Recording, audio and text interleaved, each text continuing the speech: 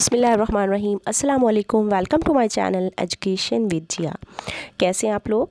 उम्मीद है सब ठीक ठाक होंगे और अपनी तैयारी को, अपनी प्रिपरेशन को बहुत अच्छे से कर रहे होंगे।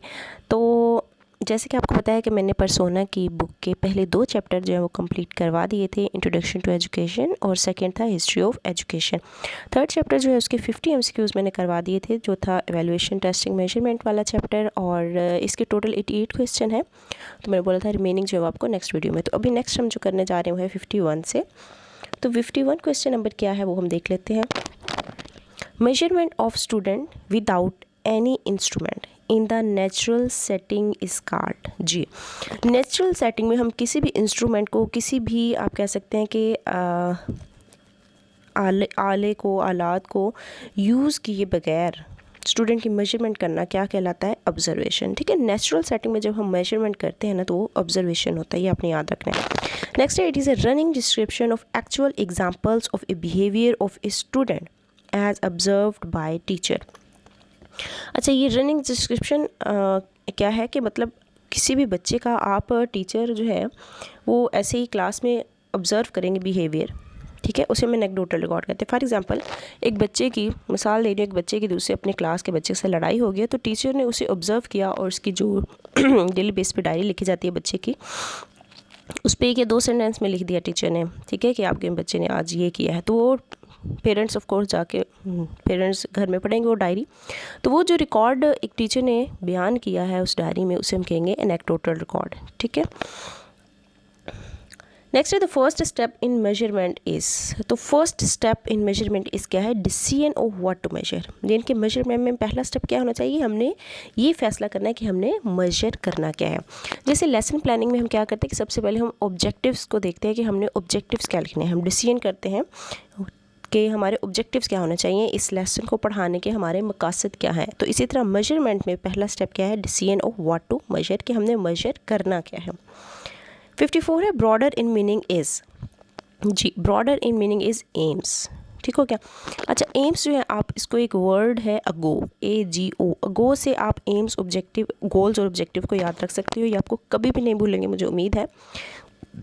अगो से ए मीन एम्स जो नेशन वाइड होते हैं, G मीन गोल्स जो स्कूल लेवल के होते हैं, और ऑब्जेक्टिव्स जो हैं वो आपके सब्जेक्ट लेवल के होते हैं। अब इसको अगर मैं छोटी सी एग्जांपल से आपको बताऊं, अगर तो आप चाहते हो कि आप डॉक्टर बनो, ठीक है, फॉर एग्जांपल अगर आप डॉक्टर बनना चाहते हो तो ये आपका एम है, ठीक है। अगर आप चाहते हो कि आपके FSC में मार्क्स अच्छे आएँ तो ये आपका गोल है, और अगर आप चाहते हो कि आपके बायोलॉजी में अच्छे मार्क्स आए तो ये आपका ऑब्जेक्टिव है। ठीक है, ऑब्जेक्टिव क्योंकि नैरो सेंस में होते हैं ना, तो ये हम सब्जेक्ट लेवल पे आ जाएगा। आपके बायो में मार्क्स अच्छे हैं तो ऑब्जेक्टिव, ठीक है, और FSC में मार्क्स अच्छे हैं, क्लास है, तो ये आपका गोल होगा। और एम जो है वो ब्रॉडर होते हैं, तो इसका मतलब है कि आप डॉक्टर बनना चाहते हो, ये आपका एम में कंसिडर होगा। ठीक है, मुझे उम्मीद है कि एम, गोल और ऑब्जेक्टिव की आपका जो कन्फ्यूजन है वो ख़त्म हो गई होगी। नेक्स्ट चलते हैं 55, procedure use to determine persons abilities is. जी, ऐसा तरीक़ेकार जिसमें हम इंसान की, जिसमें हम शख्स की एबिलिटी को पहचानते हैं, उसे हम कहते हैं मैक्सिमम परफॉर्मेंस टेस्ट। क्योंकि बाकी जो 3 है, डायग्नोस्टिक टेस्ट, इवैल्यूएशन, इंटरव्यू, वो और चीज़ है। अच्छा जी, in norm reference test the comparison is between. जी, नॉर्म रेफरेंस टेस्ट में हमेशा इंडिविजुअल्स के दरमियान जो है वो कंपैरिजन किया जाता है, और एक और चीज़ है इसमें रैंकिंग दी जाती है। ठीक है, इंडिविजुअल्स को रैंकिंग दी जाती है, गोल्ड मेडल, सिल्वर मेडल, तो ये चीज़। अच्छा, next in criterion reference test the comparison is between. तो क्राइटेरियन रेफरेंस टेस्ट में जो है वो एक क्राइटेरिया सेट किया जाता है। ठीक है, क्राइटेरियन रेफरेंस टेस्ट में जो है वो क्राइटेरिया सेट किया जाता है, स्टैंडर्ड सेट किए जाते हैं, उस क्राइटेरिया के अगेंस्ट जो है वो भी मेजरमेंट की जाती है बच्चे की। आप कह सकते हैं कि अंदाज़ा लगाया जाता है बच्चे का पास फेल का। जैसे आप कह लो कि हमारे यहाँ आजकल एग्ज़ामिनेशन जो हमारा भी है निज़ाम, उसमें क्या होता है कि 100 में से फॉर एग्जांपल 40 वाला पास है, तो ये क्राइटेरिया सेट कर दिया गया, ठीक है, कि 40 वाला ही पास है, बाकी उससे ऊपर जितने मर्जी हों, लेकिन एक क्राइटेरिया सेट किया हुआ है ना। नेक्स्ट है facility value of less than 0.20 means. तो फैसिलिटी वैल्यू जो है वो 0.20 मीन्स का मतलब क्या है कि 30 से 1 तक वैल्यू है तो 0.2 जो है वो 0.30 से कम है, तो ये फैसिलिटी वैल्यू, ये 0.30 से कम वैल्यू होगी तो आइटम बहुत डिफ़िकल्ट है, ठीक है। और 0.30 से 1 के दरमियान होगी तो वो आइटम एक्सेप्टेबल होता है, ठीक है।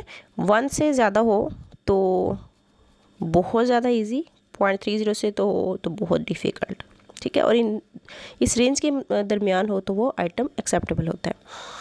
59 है objective type questions have advantage over ऐसे type questions because such questions are easy to mark, ठीक है। ऑब्जेक्टिव टाइप क्वेश्चन मतलब for example MCQs, true false, ठीक है, कॉलम, तो इनका फ़ायदा क्या है कि इनको चेक करना आसान है एज़ कम्पेयर टू ऐसे टाइप। ऐसे टाइप में क्या होता है कि आपको बहुत एक्सटेंसिव क्वेश्चन होते हैं तो उसको पढ़ना पड़ेगा, फिर बहुत ही ध्यान से सोच समझ के उसकी मार्किंग करनी पड़ेगी।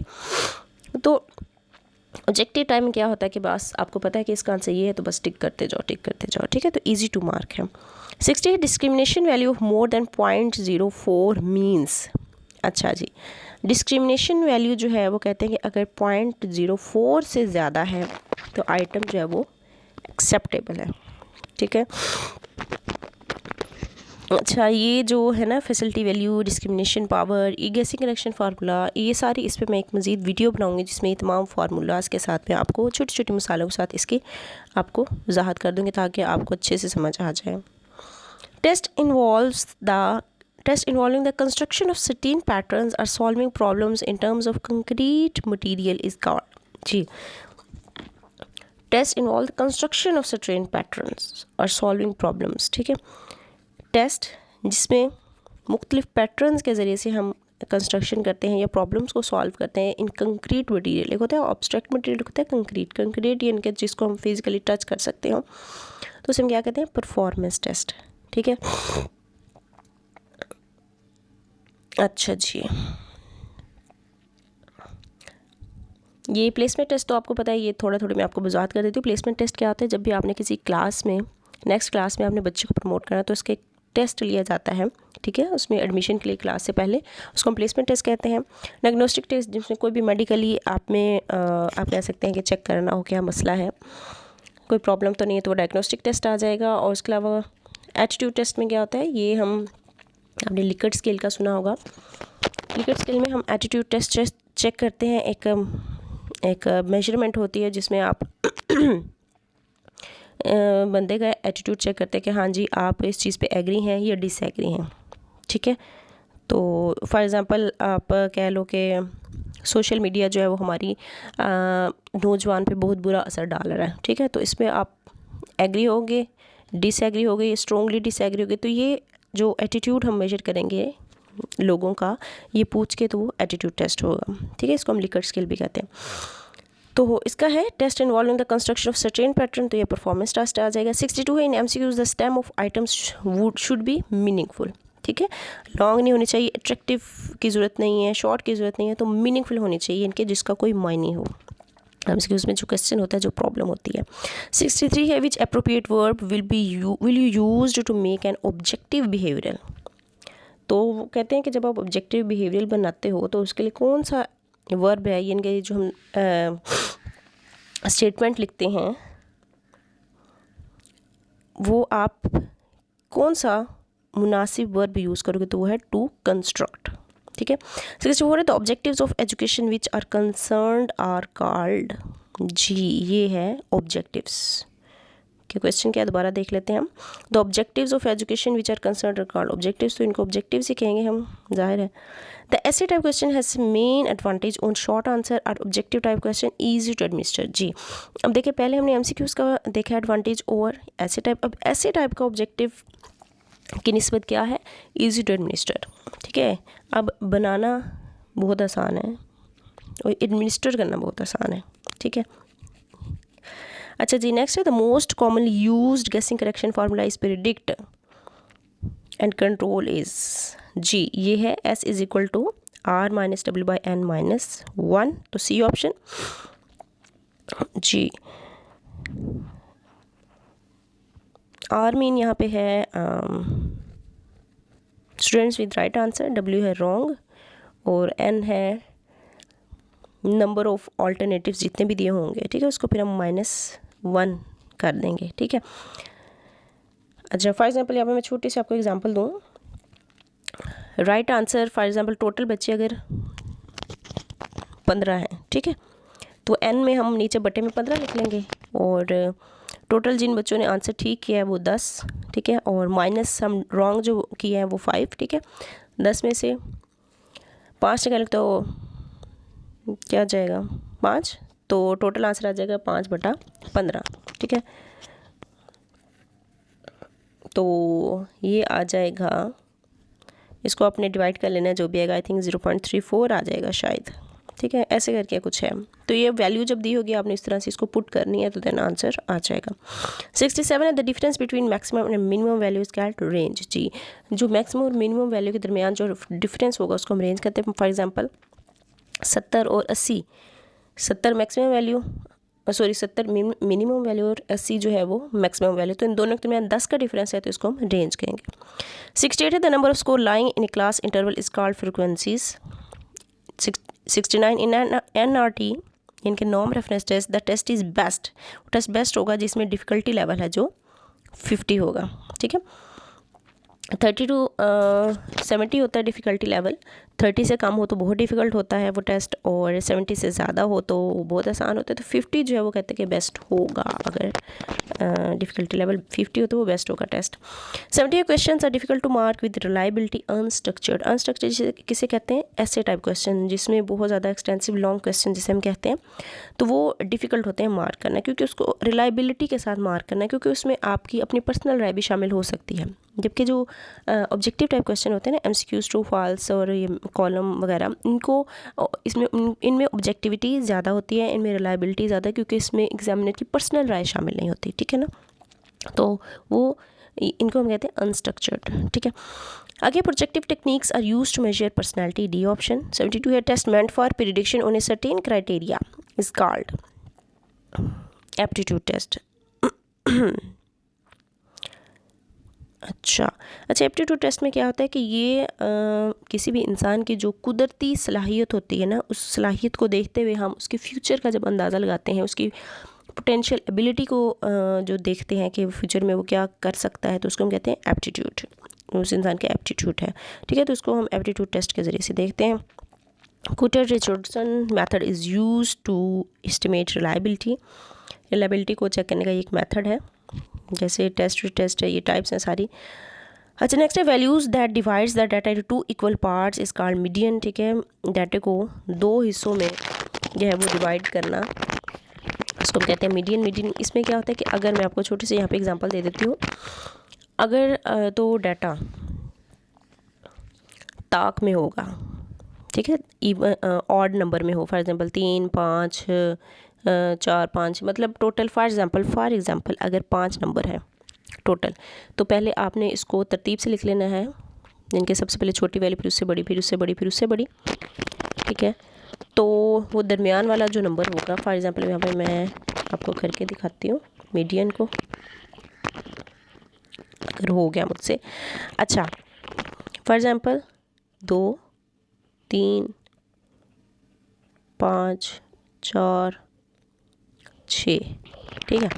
अच्छा अब ये लिखा हुआ है, तो आपने इस डाटा को ना तरतीब से लिख लेना है। कैसे लिखेंगे, 2, 3, 4, 5, 6, अभी टोटल 5 नंबर है, तो मीडियन में दरमियान वाला जो नंबर होगा ना वो मीडियन होगा, ठीक हो गया।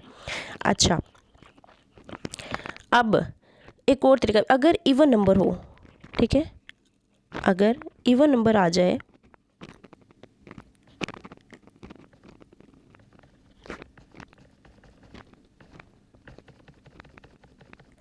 अच्छा अब इवन नंबर हो, फॉर एग्जांपल इन्हीं को अगर मैं लिखूँ 2, 3, 4, 5, ठीक है। अब ये इवन नंबर, इनके ये 4 हैं, ठीक है, पहले 5 थे टोटल नंबर। तो अब क्या करना है, अब ये ऑलरेडी तरतीब में है, तो हमने क्या करना है, इनके जो दरमियान वाले जो 2 नंबर है ना, ये 3 जमा 4, इनको आपने जमा कर लेना है 7, और टोटल ये 2 ही नंबर है, तो हमने इसको 2 पे ही डिवाइड कर लेना। तो ये जो भी आएगा इसका आंसर, इसको डिवाइड करने से, तो वो आपका मीडियन होगा, वो ऑप्शन में दिया हुआ होगा, ठीक है। अच्छा जी नेक्स्ट है, the length of a test is an important factor to obtaining a representative is called sample। ठीक है, किसी भी टेस्ट का जो लेंथ है वो एक इम्पॉर्टेंट फैक्टर है कि हम उस टेस्ट की जो है वो क्या कर सकते हैं, सैंपल ले सकते हैं। ठीक है, अच्छा जी, नेक्स्ट है 76 the appearance of normal curve. Normal curve जो है वो किसके साथ एग्जाम्पल करती है, बेल के साथ। 77 है the alternative name of table of specification, इसको हम टेस्ट ब्लूप्रिंट भी कहते हैं और TOS भी हम लिखते हैं कभी बार। और टेबल ऑफ स्पेसिफिकेशन होता किस लिए है, टेस्ट डेवलपमेंट के लिए यूज़ होता है, या फिर इसके लिए कोर वर्ड यूज़ होता है टेस्ट कंस्ट्रक्शन। ठीक हो गया, तो टेस्ट डेवलपमेंट के लिए यूज़ होता है। इसमें होता क्या है, टीचर जो है वो टेस्ट डेवलपमेंट के लिए टेबल ऑफ स्पेसिफिकेशन को कैसे यूज़ करती हैं, इसका मकसद ये होता है कि जितना भी कंटेंट है उस तमाम कंटेंट से जो है वो तमाम एरिया जो है वो टेस्ट डेवलपमेंट के दरमियान कवर किया, वो तमाम कंटेंट से जो डाटा है वो लिया गया हो टेस्ट बनाने के लिए। ठीक है, इसको हम टेबल ऑफ स्पेसिफिकेशन कहते हैं। नेक्स्ट है the type of the test by method is objective type test. ठीक है, बाय मेथड और बाय पर्पस टेस्ट होते हैं, तो उसमें जो बाय मेथड है वो ऑब्जेक्टिव है। 88 test that measures learning outcomes of students, इसको अचीवमेंट टेस्ट कहते हैं। ये क्लास में बच्चे की जो भी अचीवमेंट हमने चेक करनी होती है, बच्चे के फॉर एग्जाम्पल क्लास में जो हम भी उसकी लर्निंग करवाते हैं उसको चेक करने के लिए, जो भी उस लर्निंग को चेक करने के लिए जो टेस्ट लिया जाता है उसको हम अचीवमेंट टेस्ट कहते हैं। 81 है the test design to predict future performance, तो वही एप्टीट्यूड टेस्ट आ गया। फ्यूचर परफॉर्मेंस को चेक करने के लिए जो है वो एप्टीट्यूड टेस्ट होता है। The founder of modern intelligence test Binet है। इंटेलिजेंस टेस्ट को सबसे पहले बिने ने डेवलप किया था। The formula to determine IQ, तो फार्मूला जो है वो IQ को जानने के लिए जो दिया था वो स्टर्न ने दिया था। ठीक है, MA/CA × 100। IQ of a student having same physical और मेंटल एज। ठीक है, अगर CA क्रोनोलॉजिकल एज और MA मेंटल एज और CA क्रोनिकल एज सेम होगी तो वो ऑफ कोर्स दोनों कट जाएंगे और 100 के साथ जो हमने मल्टीप्लाई करना है तो वो 100 वैसे ही आ जाएगा, तो 100 आंसर आ जाएगा इसका। The characteristics of a test to discriminate between high achievers and low achievers, तो ऐसी एक सूसी टेस्ट के जिसमें हम लो और हाई अचीवर्स को डिफ्रेंशिएट करते हैं उसको हम कहते हैं डिफ्रेंशिएबिलिटी। जी 86 है if the sample of the question in the test is sufficiently large and of the quality of the test is called adequacy. ठीक है, अगर क्वेश्चन का जो सैम्पल है जो टेस्ट का क्वेश्चन में टेस्ट में नंबर ऑफ क्वेश्चन जब सफिशिएंटली लार्ज एनफ है तो इसको हम कहेंगे क्वालिटी ऑफ टेस्ट को क्या कहेंगे हम, एडुकेसी।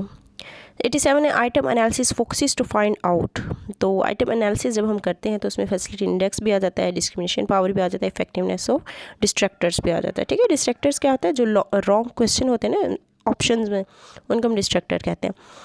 लास्ट है फैसिलिटी इंडेक्स या इसको हम डिफ़िकल्टी लेवल भी कहते हैं, डिटरमाइंस ईज़ अ डिफ़िकल्टी। ठीक है, किसी भी जो क्वेश्चन है उसकी ईज़ और डिफ़िकल्टी लेवल को हम चेक करते हैं एक फार्मूला के ज़रिए से। अगेन मैं आपको बता रही हूँ फैसिलिटी इंडेक्स, डिस्क्रिमिनेशन पावर और ये सारा गैसिंग रिएक्शन फार्मूला का मैं आपको एक अलहदा वीडियो में वजाहत के साथ छोटे छोटे एग्जांपल के साथ आपको समझाऊंगी। इंशाल्लाह आपके तमाम कॉन्सेप्ट जो है वो क्लियर हो जाएंगे। इसके साथ मैं आपको कहूँगी अल्लाह हाफ़िज़, अपना बहुत ज़्यादा ख्याल रखिएगा। चैनल सब्सक्राइब नहीं किया तो चैनल सब्सक्राइब कर दें, वीडियो पसंद है तो लाइक ज़रूर कीजिएगा और अपने फ्रेंड्स के साथ भी ज़्यादा से ज़्यादा शेयर करें। और नेक्स्ट आऊँगी मैं आपके साथ पर्सोना के चैप्टर 4 के साथ इंशाल्लाह जल्दी। तब तक अपना बहुत ज़्यादा ख्याल रखिएगा। अल्लाह हाफिज़।